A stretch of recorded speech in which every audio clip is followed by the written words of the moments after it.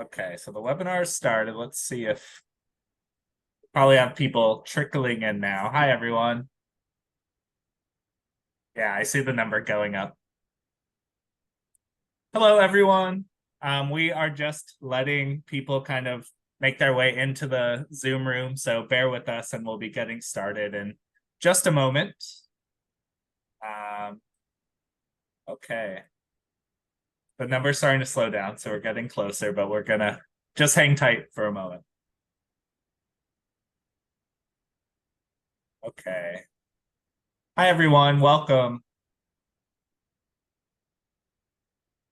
Okay, so I see the number stopped, so I think most people are here. So once again, everyone, hello. Thank you for being here. My name is Will Songer, and I work in ERC in the Student Affairs Office. My title is Senior New Student Program Specialist, and that's a fancy way of saying I'm here to help you all as new students make your way into UCSD life and onto college campus. So thank you for being here. This is just one of our many webinars we're offering this summer. So you may be seeing some info about the other ones as well. But today is going to focus on financial aid and scholarships and the office at UC San Diego. So Michelle's actually going to lead us through a presentation today, and I'm going to go ahead and hand it off to you, Michelle. Thank you. Wonderful. Good afternoon and welcome. We are so excited that you guys have chosen us as your higher education choice. We appreciate and we're excited to welcome you to campus this summer. So as Will mentioned, my name is Michelle Ojeda. I work in the Financial Aid and Scholarships Office. I work mainly with scholarships specifically, but other forms of financial aid as well. And so we've got a pretty hefty presentation. It may, cause you to ask some questions, and I'm happy to, take questions. You can put them in the chat. You can put them in the question and answer feature, whatever works for you. I'll leave time at the end for questions, and then also my contact information, so that if you don't feel comfortable asking something specifically about maybe your situation, you can reach out to me at another time. So I am happy to get started, and let's jump in and talk about financial aid and scholarships at UC San Diego. So just an agenda, just to talk about some of the things that we're going to dive into today. The types of financial aid. So what is financial aid? The timeline for financial aid, accepting your financial aid award, any required documents and tasks that we need from you, scholarship search information, budgeting information, and some tips and tricks. So let's get started. Types of financial aid. So financial aid is a combination of different things, and lots of times folks think that student loans are not financial aid, but they are. We're talking first about gift aid. Okay, gift aid is the good aid, it's what I like to call it, because it's the free money. It's the free money. It's the Pell Grant. It's Cal Grant. It's middle class scholarship and other scholarships. And so they generally require some form of an application. For the Pell Grant and the Cal Grant and the middle class scholarship, those all require a FAFSA or a California Dream application. And they're dispersed to you or paid to you based on your enrollment. So you have to be attending. You have to be, in most cases, full-time in order to benefit from the most amount of the aid. It's automatically accepted. There's nothing you need to do other than file your FAFSA or your DREAM application every year. So that's the gift aid. That's the Pell Grant, the Cal Grant, the middle class, and certain scholarships. Like I mentioned, student loans, they are still financial aid, okay? So when we're creating a financial aid package for you, we're going to include student loans in that package. Those can be used to assist with the fees and costs of being a college student. Loans, I know in many families and cultures, they're looked down upon. And again, it's a loan. That means a loan needs to be paid back, right? So it's not free money, it's not gift aid, it's a loan. And it does have to be paid back, but it is a better loan than if you were to go to your own banking institution, or if your parents were to take money out of a retirement account, things like that. The student loans are a better option always. And we always want to give you the subsidized loan first. And that is because it is interest-free while you remain a student. The unsubsidized loan is the same loan program, but it does accrue interest while you're in school.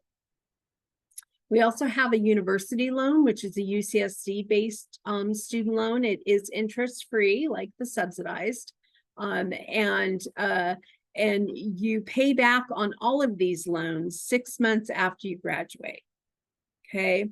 The fourth one is the Parent Plus loan, and that's a loan that your parents take out on your behalf for you as a student. And it's got a higher interest rate. It is an interest accruing loan, just like the unsubsidized. And it's really the last option. Subsidized is first, unsubsidized is second, university loan is third, and Parent Plus loan is fourth. There's a fifth option, and that's a private loan. And that's a loan that if you and your family were to go to your own bank and take your own loan through the bank, has nothing to do with the federal loan program. So it's just straight through that bank, and then the bank sends the money to us. And so that's option number 5.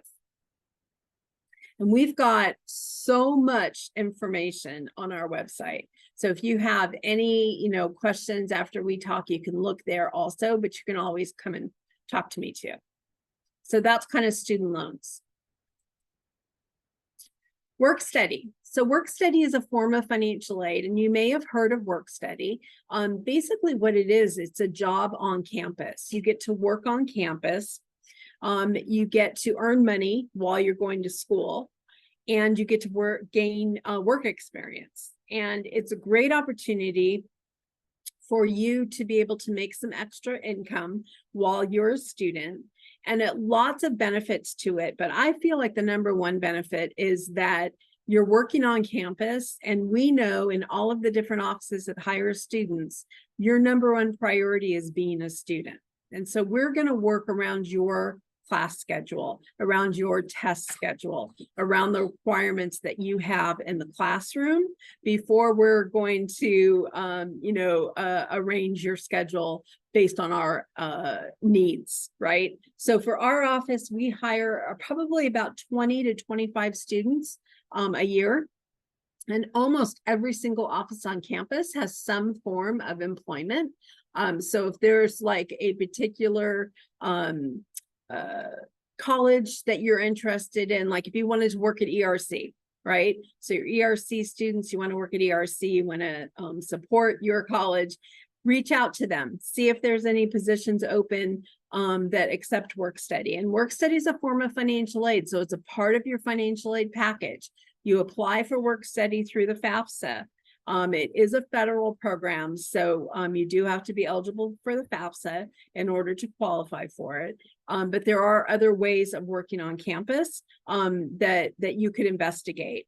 But work study is a form of financial aid. So let's talk a little bit about the timeline for financial aid. So as you know, as first-year students, you know that the FAFSA for this year was a little wonky, to put it lightly. A brand new FAFSA was created by the federal government and rolled out for the 24-25 academic year. And there were quite a few issues with it that needed to be corrected. And fortunately, they rolled it out too soon. So typically, the FAFSA opens and the California Dream application opens every October. Okay, this year it was end of December, December 31st, but this is an odd year. Typically, the timeline is that it opens both applications in October. Typically, again, we use March 2nd as the California deadline. And so what that means is that we need to have your FAFSA by March 2nd in order to qualify you for the Cal Grant program and any UCSD grant programs, because we've got to have a priority. And the priority deadline for California is March 2nd. And so what I always say is that, you know, the day it opens, get it done. Don't even think about it again, right? For the next year. So get it done, get it over with. You'll be finished and you won't need to worry about it as you begin your spring, end your winter and begin your spring quarter. When you are filling out your FAFSA, you'll always want to put the UC San Diego school code, and you'll do that on the application. The good thing about the FAFSA application is this year it may have been a little bit painful for all of you because it's your first time, but the FAFSA and the DREAM application both use skip logic. And so that it's going to maintain a lot of the information you had to put this year, it's going to be in there next year. And so you'll just have to update the income information, some parental information, but other than that, it will be a lot easier. And then after that, you know, the admissions decisions are coming out, the college financing plans become available, you're accepting your admissions offers, and the financial aid packages are being created. And so that's kind of where we're at right now is number 7. We're in the middle of creating all the financial aid packages for our current students and for all of you, our entering incoming students.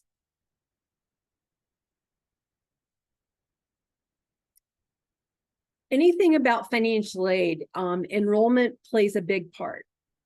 As I mentioned earlier, the Pell Grant and the Cal Grant program, both of those forms of financial aid are paid to you based on enrollment, okay?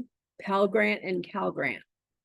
If you're not enrolled full-time each quarter, which is 12 units, then you will not get the full benefit of the Pell Grant or the full benefit of the Cal Grant. Those awards will be reduced based on the number of units you're enrolled. If you can handle it, it's always from our perspective.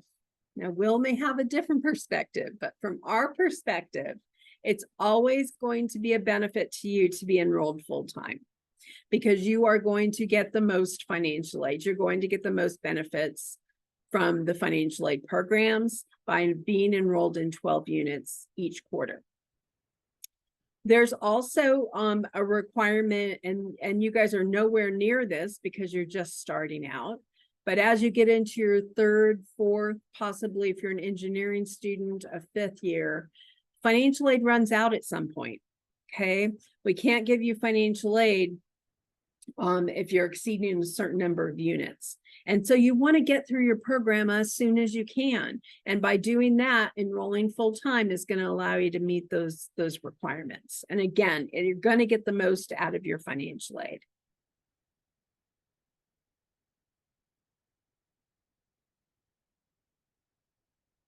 Accepting your financial aid offer. We've made some awards for students for next year already. You're going to be accepting your financial aid, and there's a couple of other things that you're going to be doing in regards to student loans if you choose to take those. But you do have to accept loans, you do have to accept work study. But as I mentioned earlier, the Pell Grant, the Cal Grant, and the UCSD grant, you do not have to accept. They're automatically awarded to you. It's free money, so who's going to turn that down, right? We don't expect you to offer, we don't expect you to have to accept free money. We're going to do that for you.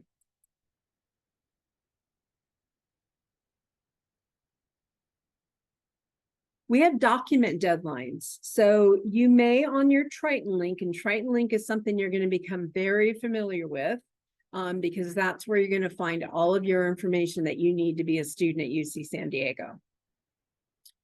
Certain times we're going to need additional documentation from you. And then we call that documents, okay? Within Triton Link, there are drawers, and documents and tasks is one of those drawers within Triton Link, within financial aid, okay? The document deadline, if we need anything from you, it would have been July 1st. And so you would have already given those items to us, okay?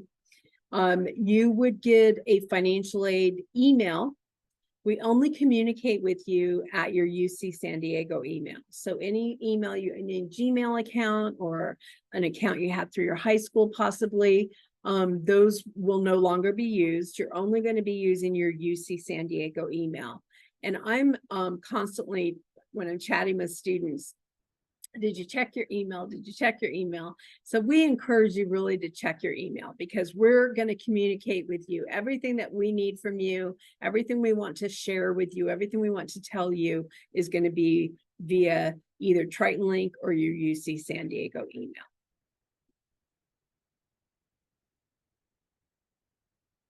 That required documents and tasks drawer, that's kind of what it looks like. That's a picture of it on your Triton Link. You want to make sure that any of the required documents that we've asked from you are completed.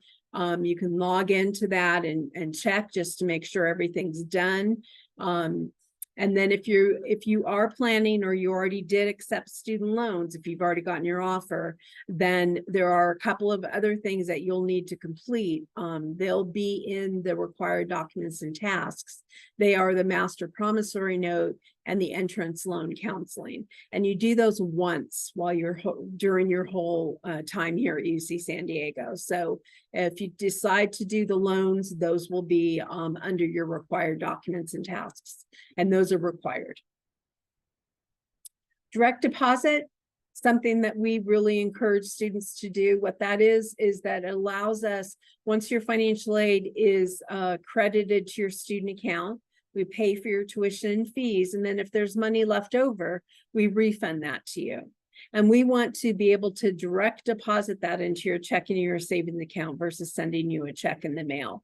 Students are constantly moving, changing dorm rooms, changing locations, that kind of thing. It's much easier to sign up for direct deposit, and you do it once. And we've got links on our website for that.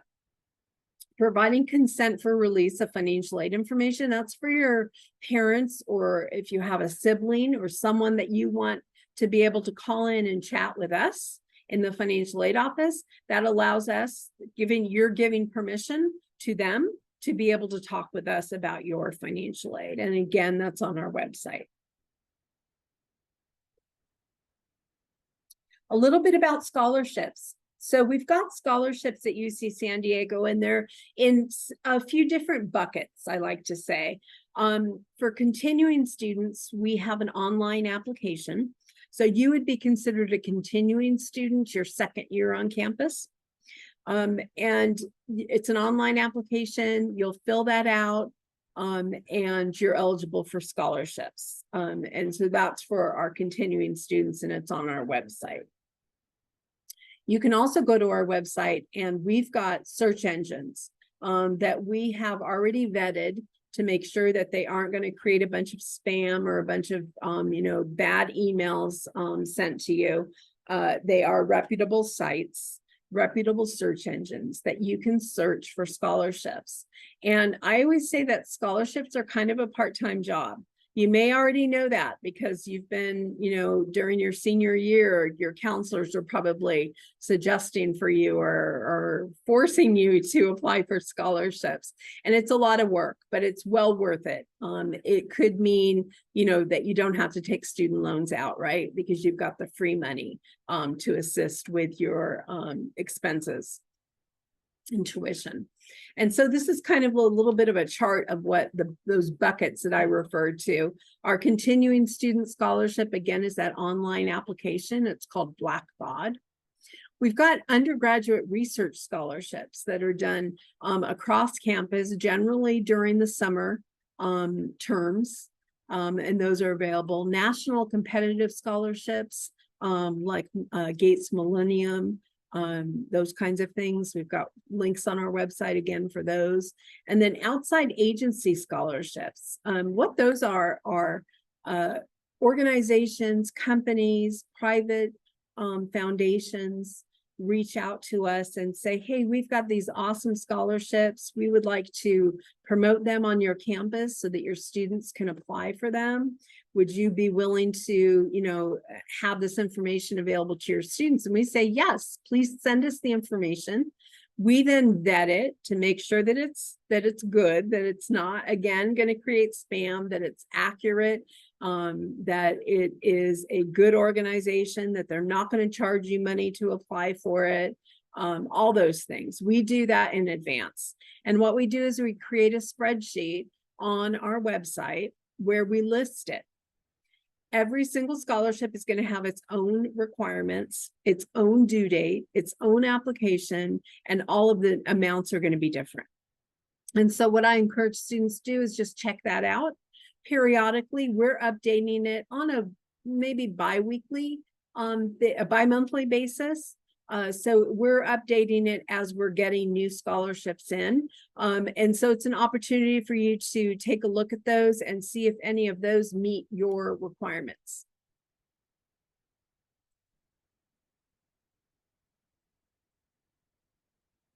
Scholarships are, again, mostly what I work on at UC San Diego. And so I'll talk a little bit about how they are awarded and what they might look like for your financial aid. Merit scholarships are based on GPA, academic achievements, based on what you did in high school, based on merit. Okay, so based on your GPA, based on your SAT scores, based on all those kinds of things. They're merit-based, and so they have nothing to do with need. Okay, so that we're not looking at the FAFSA, we're only looking at your academic merit. Restricted scholarships are awarded both on merits. We're still looking at the GPA or other, merit-based requirements, but we're also looking at financial need. We're looking at major. We're looking at a personal essay. So those are considered what we call restricted scholarships. And so merit-based and restricted-based scholarships are what you'll see. Some of the general requirements for, again, our continuing student scholarships. It's a general application. We only require you to do one application and one personal essay. And it then allows you to be considered for all of the different scholarships that we have available. We have close to 400 different scholarships for our undergraduate students. You're going to fill out that application with basic demographic information, your name, your major, your address, those kinds of things. You're going to upload a copy of your academic history, which you'll have after your first year in attendance. And then any supplemental questions that we have based on recommended activity, or recommended opportunities that you wish to apply for. The summer graduate, undergraduate research scholarships, again, those are during the summer. They have a different requirement. They're also done online through the Blackbaud system, but they have their own site and their own applications. National competitive scholarships. And so you can see here that we've got links on our website that we've got scholarships listed that are based on competitive requirements. They're prestigious scholarships. And you can filter through the list of them on our website. There's a link there, UG Research, to look through those to see if any of those interest you.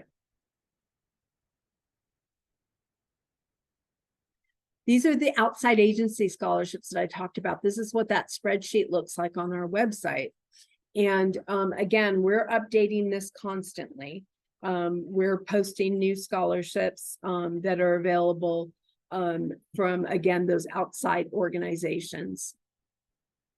We also have scholarships that are for former foster youth. So any of you that were a part of the foster care system before the age of 18, there is a program on campus called the Hope Scholars. And so that may be something that that you may be interested in going and looking at, again, on our website, and there's the link. And then we also have scholarships. We've got a list of scholarships on our site for those students that are undocumented. So for those of you that are completing the DREAM application, you've got scholarships that are, that you're eligible for as well, and don't require U.S. citizenship. And so we've got it's a huge list of different scholarships on our website for undocumented students. You could take a look at those too. Private scholarships, as I mentioned, we've got these search engines that are listed here on our website. And basically, for private scholarships, one of the big keys is that you never pay anyone, right? Scholarships should be completely 100% free. You should be able to fill out an application and not be charged. You should be able to fill out an application and not receive spam. You should be able to fill out an application and feel confident in that it's been vetted and that it's a good website, that it's not going to harm you. And so these search engines here are all sites, again, that we've gone through, that we've vetted, that are safe and a good opportunity for you to search for scholarships. Fastweb.com, it kind of creates a profile. And so you're entering some information about you, about your major, about the kind of school you're attending, that kind of thing, your GPA. And then what it does, it goes out into the web and searches for different scholarships based on how you've answered these setup questions. So it's really cool. Finaid.org, United We Dream is a site for undocumented students, scholarships.com.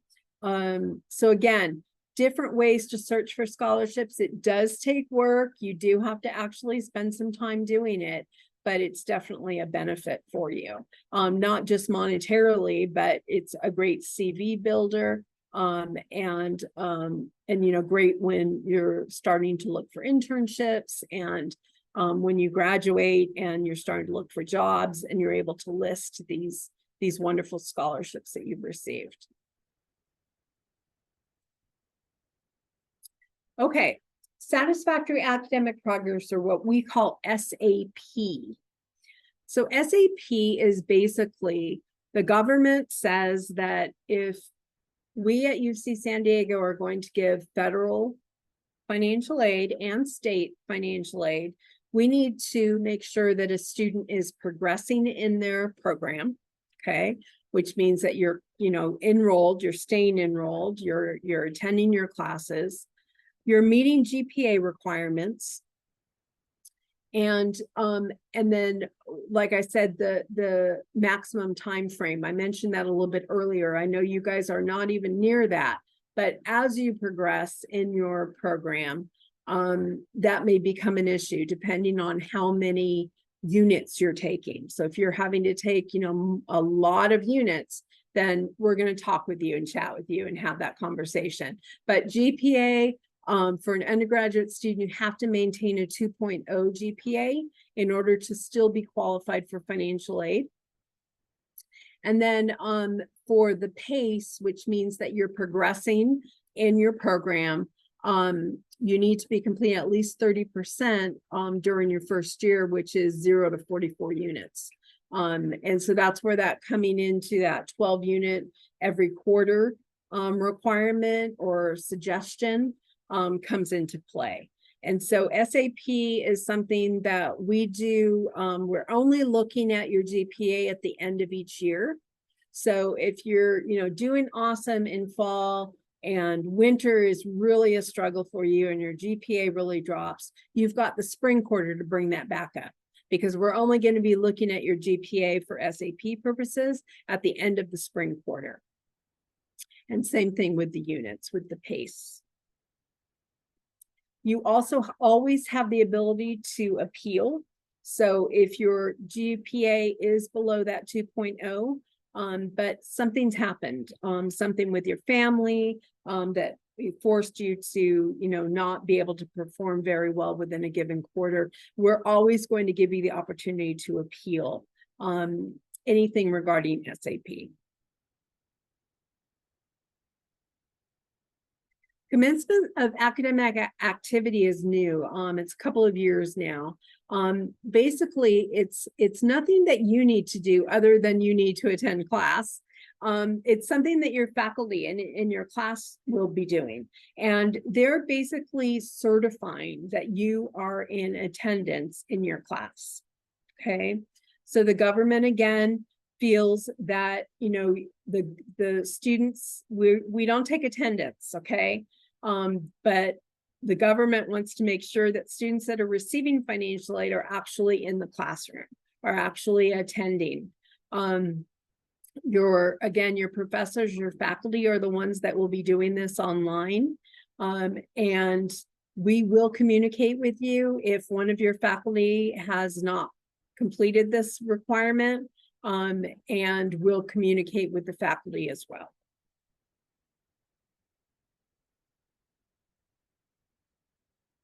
So some additional resources that I think are important to talk about, appeals, family contribution appeals. So what that means is, you know, you're filling out your FAFSA and it's now going to be almost a year, you know, later, September. So if you filled out your FAFSA or your DREAM application in October, you're starting school in September. Life happens, right? This is what happened when I filled out my FAFSA. This is what my family situation was when I filled out my FAFSA. Things have drastically changed. One of my parents has lost their job. My parents are unfortunately going to be divorcing. One of my parents has decided to retire. And so there is a loss of income.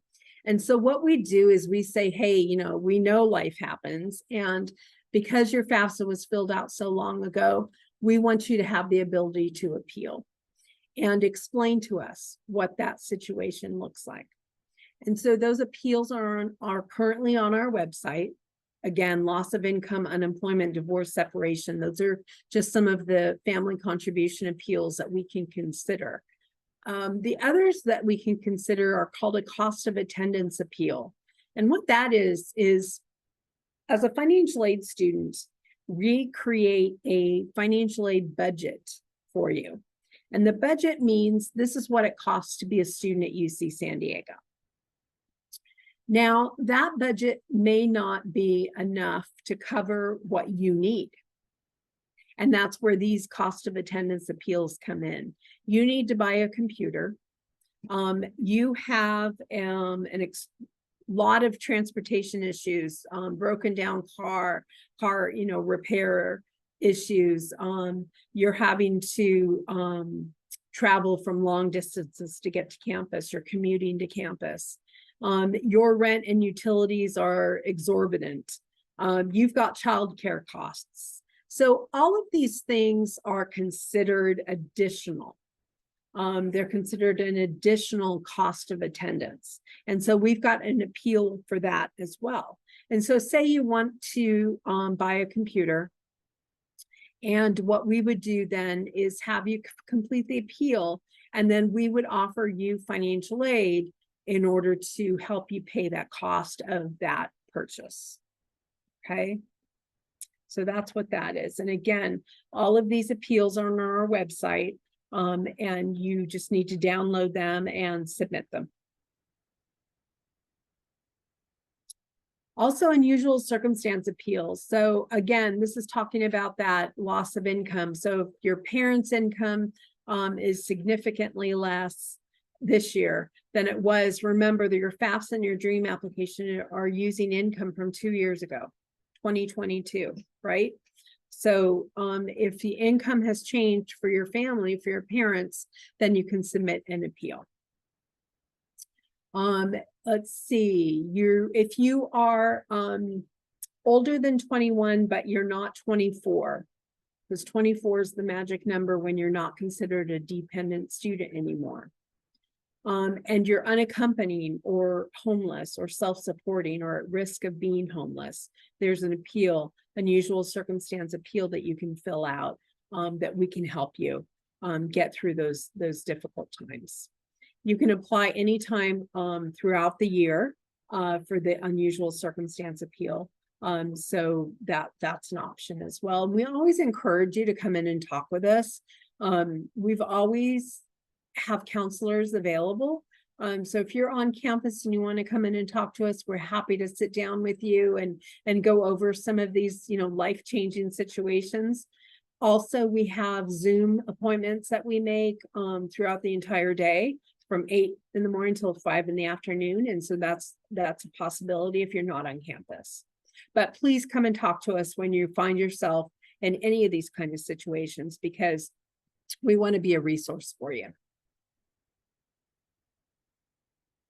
These are the cost of attendance appeals that we talked a little bit about. And we've got a document on our website that kind of talks about what those look like and what we can consider and what we can't consider. Because again, when we're creating that financial aid budget, we've got, rent in there, we've got utilities, we've got room and board, we've got personal expenses, we've got transportation. So if you're interested in doing a cost of attendance appeal, these would be for above and beyond what we've already created for you in your budget. So take a look at this document if you feel that this is something you might be interested in. And again, come and talk to us and we're happy to go through it with you.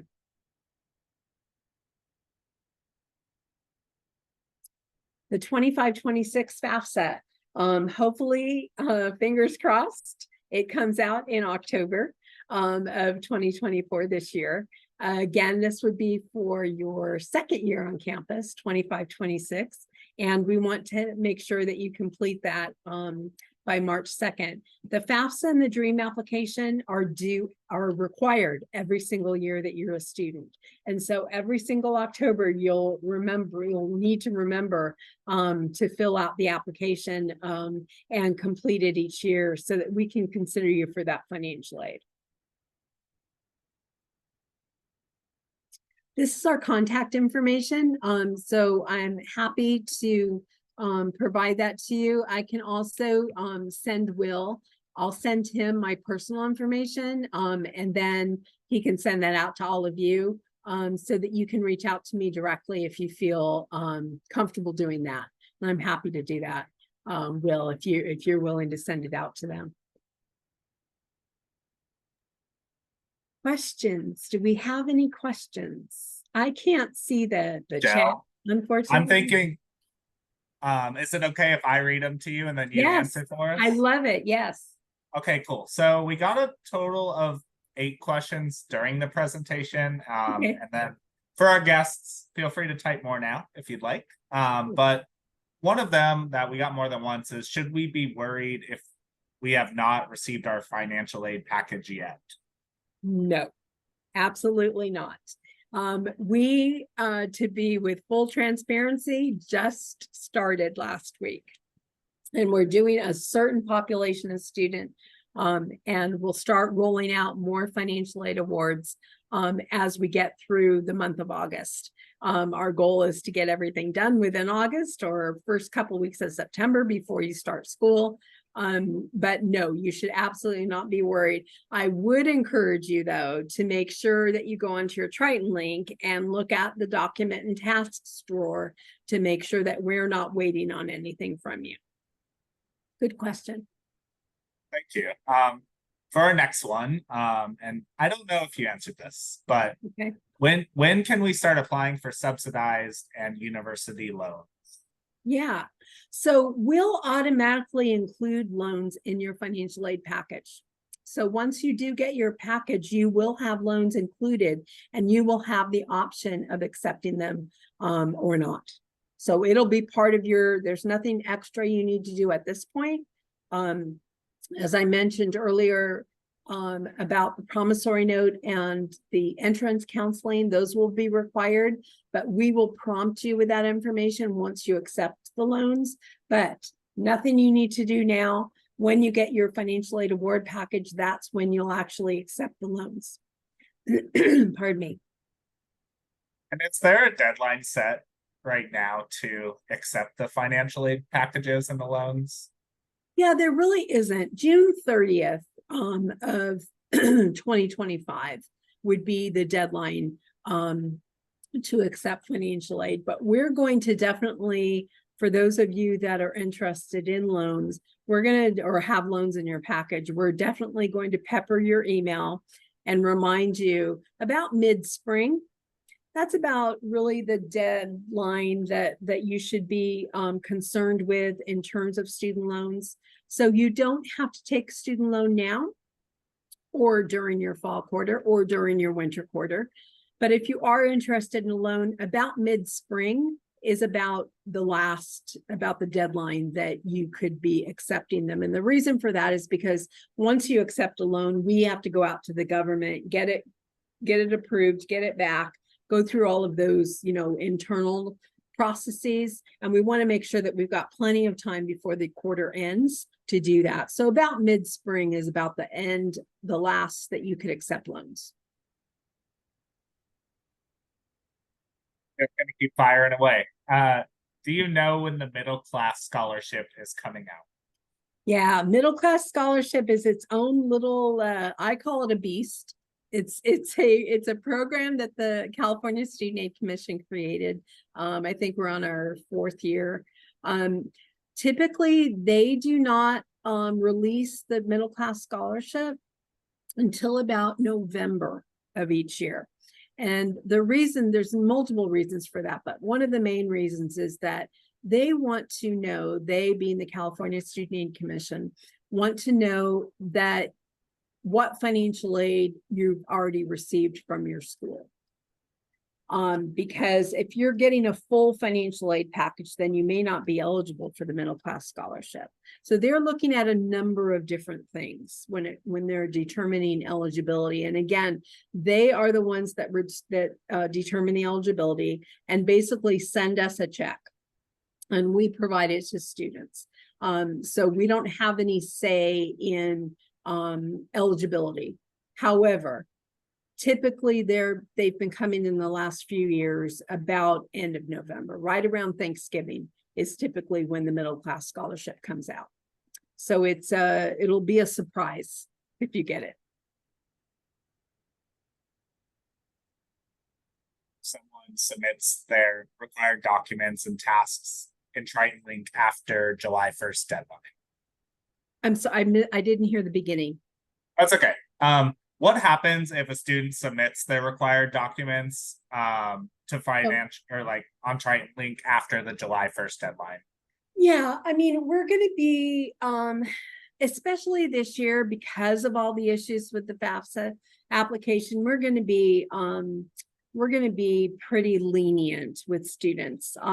We're going to still accept the documents. Again, the reason why we have that document deadline is really for the UCSD grant. We've got, a limited amount or a limited pot of money that we need to disperse across, as many students as possible. And so we've got to have some kind of a deadline. We'll still accept your documents. Again, we're going to be lenient this year. We're going to definitely, be open to having a conversation with you if the document was not submitted by July 1st. But I suggest that you do come in and talk with us so that we're aware of the situation.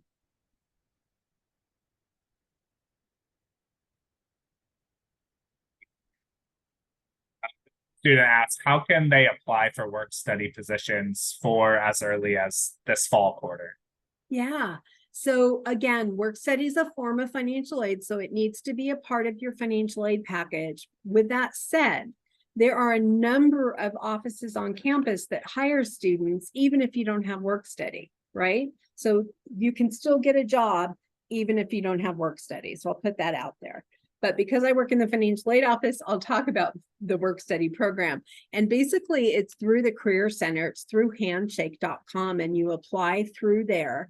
All the different offices on campus. Again, there are hundreds and hundreds of jobs across campus for students. And you apply through the Career Center. If you go to the Career Center's website, and you go to the handshake.com, they've got a link directly right on the first page of their site. And you apply for the positions right there, right online. And then you'll get phone call or an email from the departments on campus. We typically, in my office, we do interviews. We do Zoom interviews with students to hire.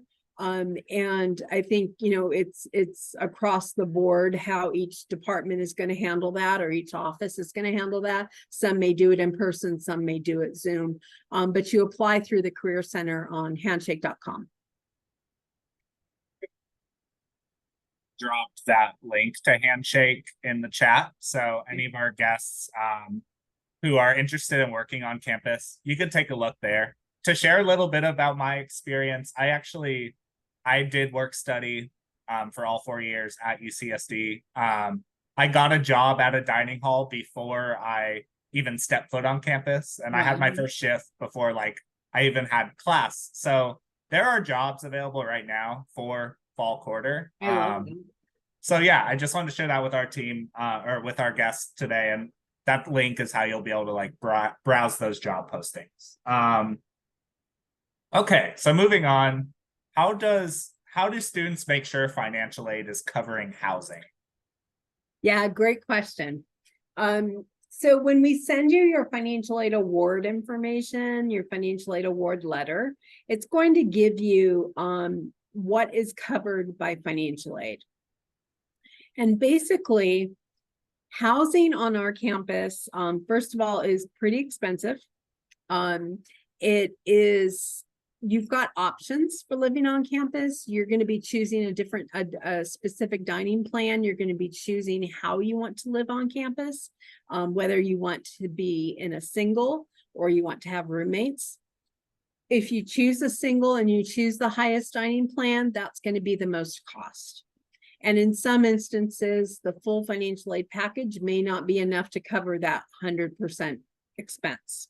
And so you really want to take a look at your financial aid package and then compare that against what you're selecting for your housing options, for your on-campus housing options. And we're more than willing to sit down with you. We can look at a little budget and determine like what your financial aid is going to look like on a quarterly basis, and what your housing and your dining charges are going to be on a quarterly basis. And we're more than willing to do that and sit down with you. I'm willing to do that and sit down with you so that you can make sure that what is covered is going to be, you know, what you're expecting. In many instances, you're going to probably be looking at a student loan to assist you with those additional housing expenses. Again, this is where scholarships could come in to help a lot. But yeah, it's really a matter of comparing what your financial aid package looks like to what the costs are for your housing. And again, come in and sit down with us, and we're more than willing to go over that with you and take a look at that. Also, the housing office, they are phenomenal people, and they are more than willing to also sit down and talk with you and go over the different options that you have. And, you know, you can pull up your financial aid and they can look at what the costs are. And so it's a symbiotic relationship that we try to create with housing and our office, because of course they go hand in hand. So come in and talk with us. But you can also do everything online. You can pull up your financial aid package when we send it to you. You can then go to the housing website and compare the two and make sure that we're covering what you're expecting. Good question. This question, it's about scholarships. So if someone applies and receives a scholarship, does that fund subtract from their loans? How does that work? Good question. I love that. Yeah. So remember I talked about a couple of times, I talked about that financial aid budget that we create and what that budget is, what it costs to be a student. We can never exceed that cost of attendance budget with a combination of grants, loans, and scholarships. Okay. So if let me give you a scenario. We've given you a full Pell Grant, a UCSD grant, a Cal Grant, and a student loan. So in majority of the instances, you're fully covered, which means that we've covered your full cost of attendance budget with financial aid. Remember, there's a student loan in there, right? Okay. You get a scholarship that you didn't know was coming in. Congratulations, that's awesome. And you come and say, hey, Michelle, I got this scholarship, which is fantastic. But I've got a full financial aid package. What's going to happen? Remember, we can't exceed the cost of attendance. So what we're going to do is we're going to reduce the student loan. And so that you've got the scholarship instead. The scholarship replaces the student loan, whatever the amount is. So say you've got a $1,000 student loan, you get $1,000 scholarship. We're going to take the loan away and replace it with a scholarship. The scholarship, of course, is to your benefit. It's free money. And the loan you have to pay back. And so if you don't have additional scholarship money that comes in, then you keep the loan, you keep the full financial aid package, and it's not an issue. But if you get a scholarship and you're fully funded with financial aid, something's got to move around.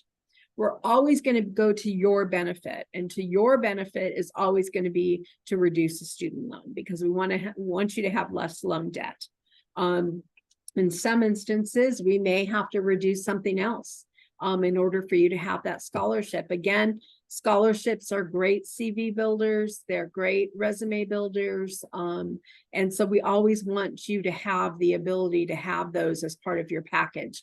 But we would have to have a conversation and take a look at exactly what your aid package is. It may impact what we've been able to award you. Good question. This next question is a good one. I feel like I get it a lot too. When should we have our loans and money all squared away? Like, when do we need to start paying tuition and all the other costs? Yeah, for sure. So there are definitely deadlines for paying fees and tuition and housing and those kinds of things. As a financial aid student, though, you are not required to make payment for your tuition and fees or for your housing, because your financial aid is going to do that first. Okay. So if you've got a full financial aid package that we've given you, financial aid will disperse 10 days before the start of the quarter. Okay. So that's about the second week of September is when financial aid will disperse. And when you register for your classes, when you go through orientation and go through all of those requirements that you need to do as a student, a student account is created. And that's where your tuition and fees go. And that's where your financial aid goes. And so once that student account has been created, once you've registered, there's a balance due, and your financial aid is applied towards that balance. And we'll automatically do that, like I said, 10 days before the start of the class. If you decide that you don't want to take student loans and your financial aid based on your FAFSA or your DREAM application doesn't cover 100% of your tuition and fees, then you are responsible to make payment out of pocket less the financial aid. Okay, so your financial aid comes through, it doesn't pay 100% of your tuition and fees. You've got to pick up that difference and make that payment by the deadlines. And those are in early September, late August, I think, actually. So you just want to be aware of what that financial aid package is covering to make sure that it's going to cover 100% of your tuition and fees. And then housing is a whole other situation. The housing charges are also put onto that same student account. So if you're living on campus, your financial aid is going to be applied to your student account. It'll pay for the tuition and fees. It'll pay towards any housing charges. And then if anything's left over after that, you'll get a refund. Now, financial aid is awarded for the year. It's dispersed per quarter. So every quarter, we start again. You register again for new classes, you're charged again for your tuition and fees, and your financial aid disperses again every single quarter, 10 days before the start of each quarter. So, I'm going to say to our guests here, we are 4 minutes away from the end of our webinar, and there's quite a few questions left. So if we don't get to you, we are sorry. That's why we have that email on here on the slide. So feel free to send your questions there. But I think we have time for probably two more. Okay. And one of them is, can you explain what the multi-year authorization form is? The multi-year authorization form in regards to student loans, you mean? That's all they asked. So maybe, if that's unclear, maybe whoever asked that question could send an email if you think that's Yeah. better, Michelle. Yeah. Do you want to just email me and let me know what that looks like? Will, you have my email, right? So Yeah. you can give them my email, and I'm more than happy to chat with folks via email. Yeah, send me an email on that just so that I understand what your question is.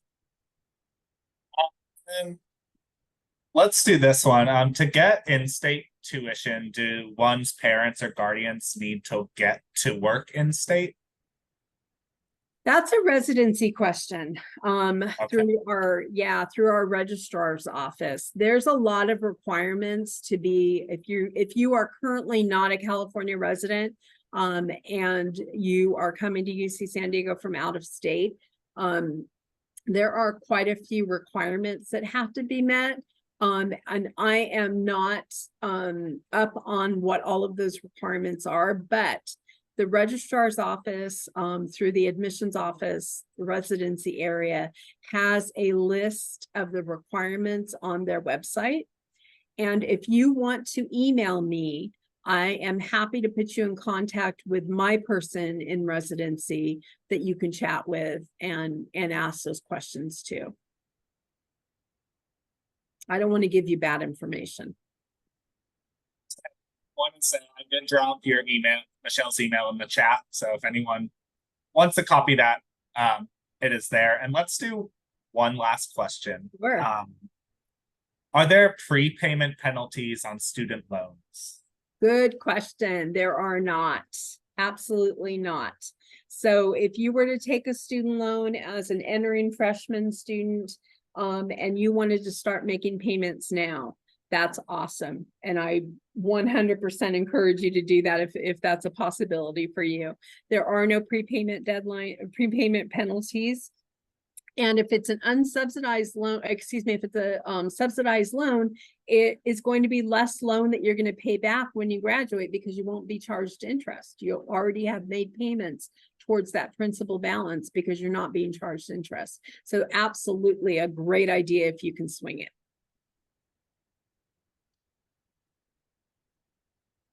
All of our guests that came today, we're going to go ahead and end our webinar because we are at the hour. Just a few housekeeping things to share. I am sending two links into the chat right now for you all. One of them is a survey. We'd love to hear about what you thought of our webinar today, just so we can kind of continue to improve. And just so you know, all students who enter that are going to get entered into a raffle to win a $20 Triton Cash card. So I just went ahead and put that. And other than that, there's also a webpage here for our webinars. So within the next 24 hours, I'll actually have a link to a recording of this webinar for you all to review it if you'd like on that webpage. But there's also info on there about other webinars we are offering in the next month or so, if you want to come back and learn about a few other things. So go ahead and fill those out if you can, and visit our webpage if you can. Once again, please send emails if we weren't able to answer your questions, or if like a new question comes up, let us know. And I just want to end this by saying thank you, Michelle, for leading this presentation. It was my pleasure. Yeah, I'm excited you guys have chosen UC San Diego. And again, please reach out to me with any and all questions. I'm happy to chat. I'm happy to go on email or set up a Zoom with any of you. I look forward to chatting with you. Yes. So thank you, Michelle. Thank you to our guests. You. We will be seeing you in the fall, and I'm going to go ahead and end our webinar now. Bye, everyone. Bye-bye.